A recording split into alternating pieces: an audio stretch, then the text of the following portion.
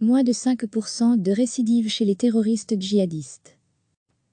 En matière de terrorisme, l'idée selon laquelle terroriste un jour, terroriste toujours est très répandue.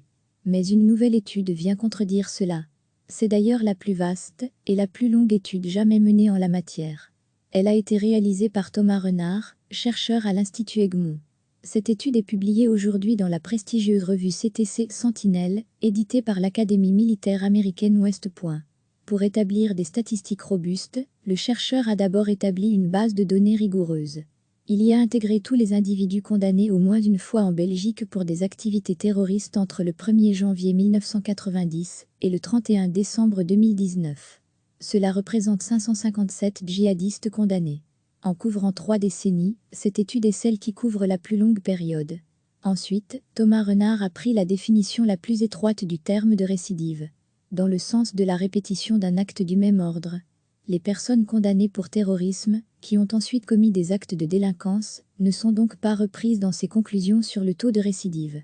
Il apparaît que moins de 3% des djihadistes condamnés une fois en Belgique se sont à nouveau inscrits dans des faits de terrorisme.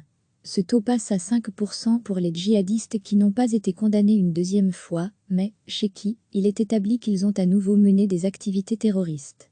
Il s'agit d'individus morts en Syrie ou décédés lors d'un attentat. À titre de comparaison, le taux de récidive pour un détenu classique en Belgique tourne aux alentours de 50%. Les individus qui récidivent dans le terrorisme le font généralement très rapidement. Thomas Renard, on voit que les individus condamnés une première fois font une période de prison, puis retournent vers des activités terroristes, que ce soit vers des réseaux de recrutement, que ce soit pour faire l'apologie du terrorisme, ou carrément pour repartir en Syrie, explique le spécialiste. Ce processus de retour aux sources se déroule très rapidement, moins d'un an après la sortie de prison. Le plus souvent même moins de 9 mois après la sortie.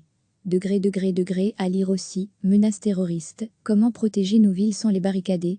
Il existe toutefois certains profils qui récidivent des années après leur condamnation. Il s'agit de personnes qui s'étaient désengagées de la mouvance terroriste, mais pour lesquelles l'attrait de la Syrie a joué un grand rôle selon Thomas Renard.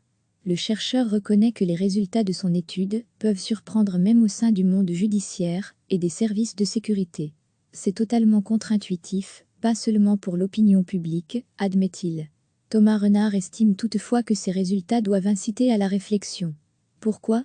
Car dans une grande partie des jugements en matière terroriste, la crainte de la récidive est présente, écrite noir sur blanc, dans les motivations. Il cite ce genre de phrase, cet individu présente un haut risque de récidive. On va donc lui infliger une peine plus sévère. Il ajoute, on craint que les terroristes qui sont remis en liberté retournent vers des activités terroristes. Or on constate que si la récidive n'opère pas dans les premiers mois après la libération, la probabilité de récidive diminue quand même très fortement et très rapidement, conclut-il. Recevez chaque matin l'essentiel de l'actualité. En matière de terrorisme, l'idée selon laquelle terroriste un jour, terroriste toujours est très répandue. Mais une nouvelle étude vient contredire cela. C'est d'ailleurs la plus vaste et la plus longue étude jamais menée en la matière. Elle a été réalisée par Thomas Renard, chercheur à l'Institut Egmont. Cette étude est publiée aujourd'hui dans la prestigieuse revue CTC Sentinel, éditée par l'Académie militaire américaine West Point. Pour établir des statistiques robustes, le chercheur a d'abord établi une base de données rigoureuse. Il y a intégré tous les individus condamnés au moins une fois en Belgique pour des activités terroristes entre le 1er janvier 1990 et le 31 décembre 2019. Cela représente 557 djihadistes condamnés. En couvrant 3 décennies, cette étude est celle qui couvre la plus longue période.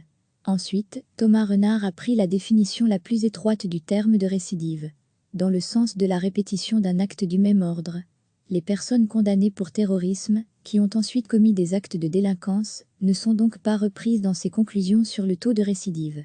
Il apparaît que moins de 3% des djihadistes condamnés une fois en Belgique se sont à nouveau inscrits dans des faits de terrorisme. Ce taux passe à 5% pour les djihadistes qui n'ont pas été condamnés une deuxième fois, mais, chez qui, il est établi qu'ils ont à nouveau mené des activités terroristes. Il s'agit d'individus morts en Syrie ou décédés lors d'un attentat. À titre de comparaison, le taux de récidive pour un détenu classique en Belgique tourne aux alentours de 50%. Les individus qui récidivent dans le terrorisme le font généralement très rapidement.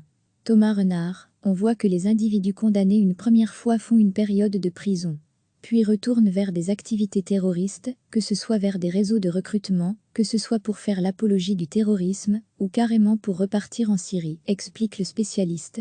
Ce processus de retour aux sources se déroule très rapidement, moins d'1 an après la sortie de prison. Le plus souvent même moins de 9 mois après la sortie. Degré à lire aussi, menaces terroristes, comment protéger nos villes sans les barricader. Il existe toutefois certains profils qui récidivent des années après leur condamnation. Il s'agit de personnes qui s'étaient désengagées de la mouvance terroriste, mais pour lesquelles l'attrait de la Syrie a joué un grand rôle selon Thomas Renard. Le chercheur reconnaît que les résultats de son étude peuvent surprendre même au sein du monde judiciaire et des services de sécurité. C'est totalement contre-intuitif, pas seulement pour l'opinion publique, admet-il. Thomas Renard estime toutefois que ces résultats doivent inciter à la réflexion. Pourquoi ? Car dans une grande partie des jugements en matière terroriste, la crainte de la récidive est présente, écrite noir sur blanc, dans les motivations. Il cite ce genre de phrase: « Cet individu présente un haut risque de récidive. On va donc lui infliger une peine plus sévère. » Il ajoute: « On craint que les terroristes qui sont remis en liberté retournent vers des activités terroristes. Or on constate que si la récidive n'opère pas dans les premiers mois après la libération, la probabilité de récidive diminue quand même très fortement et très rapidement, conclut-il. » Cliquez sur s'abonner pour recevoir les dernières nouvelles.